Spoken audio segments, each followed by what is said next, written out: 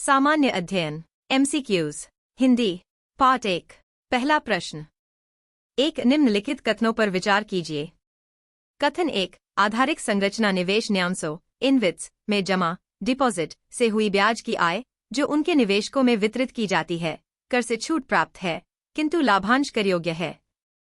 कथन 2। वित्तीय परिसंपत्तियों का प्रतिभूतिकरण और पुनर्गठन तथा प्रतिभूति हित का प्रवर्तन अधिनियम 2002 फीट के अधीन इनविट्स को ऋणी के रूप में मान्यता प्राप्त है। उपर्युक्त कथनों के बारे में निम्नलिखित में से कौन सा एक सही है? ए।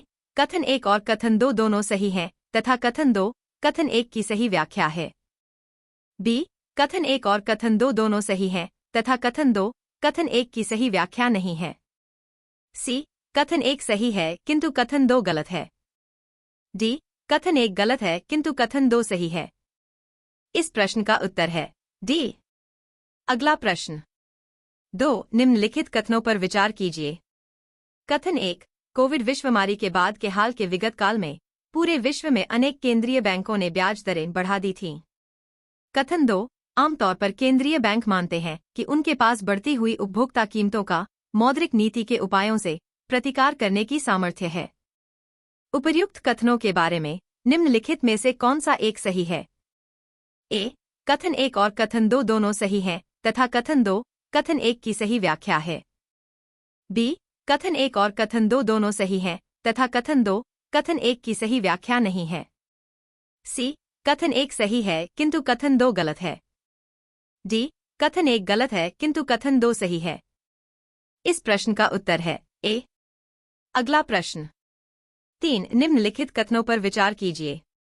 कथन 1। ऐसी संभावना है कि कार्बन बाजार जलवायु परिवर्तन से निपटने का एक सबसे व्यापक साधन हो जाए।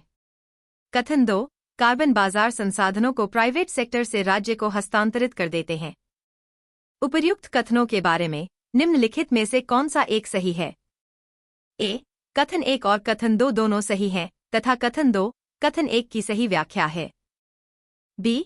कथन 1 और कथन 2 दोनों सही हैं तथा कथन 2 कथन 1 की सही व्याख्या नहीं है। सी। कथन 1 सही है किंतु कथन 2 गलत है। डी। कथन 1 गलत है किंतु कथन 2 सही है।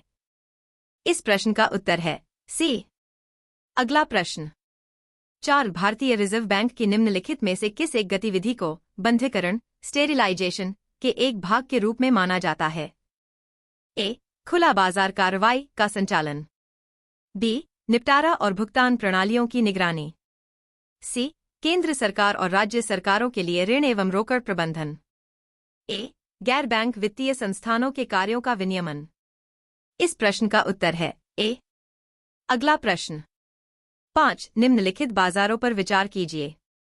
1। सरकारी बॉन्ड बाजार। 2। शीघ्रावधि द्रव्य बाजार कॉल मनी मार्केट। 3। कोषपत्र बाजार ट्रेजरी बिल मार्केट। 4। स्टॉक बाजार। पूंजी बाजार में उपर्युक्त में से कितने शामिल हैं? ए। केवल 1। बी। केवल 2।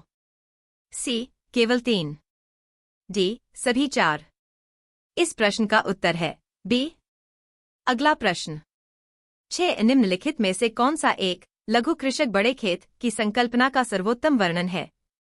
ए। युद्ध के कारण अपने देशों से बड़ी संख्या में विस्थापित लोगों का एक बड़ी खेती योग्य जमीन देकर जिसमें वे सामूहिक खेती कर उपज को आपस में बांटते हैं पुनः स्थापन करना। बी। किसी क्षेत्र के अनेक सीमांत कृषक अपने आप को समूहों में व्यवस्थित कर चुनिंदा कृषि संक्रियाओं में समकालन और संगति लाते हैं। सी। किसी क्षेत्र के अनेक सीमांत कृषक मिलकर किसी निगमित निकाय के साथ संविदा कर अपनी जमीन उस निगमित निकाय को किसी नियत अवधि के लिए दे देते हैं जिसके लिए वह निगमित निकाय कृषकों को एक सहमत राशि का भुगतान करता है। डी। कोई कंपनी किसी क्षेत्र के कुछ संख्या में लघु कृषकों को ऋण तकनीकी जानकारियां और सामग्री की निविष्टियां प्रदान करती है ताकि वे कंपनी की विनिर्माण प्रक्रिया और वाणिज्यिक उत्पादन के लिए उसकी जरूरत के कृषि पण्य का उत्पादन करें। इस प्रश्न का उत्तर है बी। अगला प्रश्न। 7। निम्नलिखित कथनों पर विचार कीजिए। 1। भारत सरकार काले तिल नाइजर गुइजोटिया एबिसिनिका के बीजों के लिए न्यूनतम समर्थन कीमत उपलब्ध कराती है। 2। काले तिल की खेती खरीफ की फसल के रूप में की जाती है। 3। भारत के कुछ जनजातीय लोग काले तिल के बीजों का तेल भोजन पकाने के लिए प्रयोग में लाते हैं। उपर्युक्त में से कितने कथन सही हैं? ए. केवल एक, बी. केवल दो, सी. सभी तीन, डी. कोई भी नहीं। इस प्रश्न का उत्तर है सी। अगला प्रश्न 8. निम्नलिखित परिसंपत्तियों में निवेशों पर विचार कीजिए। 1. ब्रांड पहचान, 2. माल सूची, 3. बौद्धिक संपदा, 4. ग्राहकों की डाक सूची। उपर्युक्त में से कितने अमूर्त निवेश माने जाते हैं? ए. केवल एक, बी. केवल दो, सी. केवल तीन, डी. सभी चार। इस प्रश्न का उत्तर है सी। अगला प्रश्न 9. निम्नलिखित पर विचार कीजिए। 1. जनांकीय निष्पादन, 2. वन और पारिस्थितिकी, 3. शासन सुधार, 4. स्थिर सरकार, 5. कर एवं राजकोषीय प्रयास। समस्तर कर अवक्रमण के लिए 15वें वित्त आयोग ने उपर्युक्त में से कितने को जनसंख्या, क्षेत्रफल और आय के अंतर के अलावा निकष के रूप में प्रयुक्त किया? ए. केवल 2, बी. केवल 3, सी. केवल 4, डी. सभी 5। इस प्रश्न का उत्तर है बी। अगला प्रश्न 10. निम्नलिखित आधारिक संरचना क्षेत्रकों पर विचार कीजिए। 1. किफायती आवास, 2. सर्वसाधारण द्रुत परिवहन, मास रैपिड ट्रांसपोर्ट, 3. स्वास्थ्य देखभाल, 4. पुनर्नवीकरणीय ऊर्जा।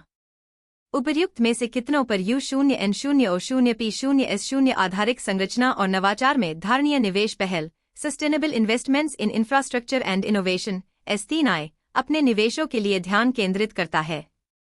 ए. केवल एक, बी. केवल दो, सी. केवल 3, डी. सभी 4। इस प्रश्न का उत्तर है सी।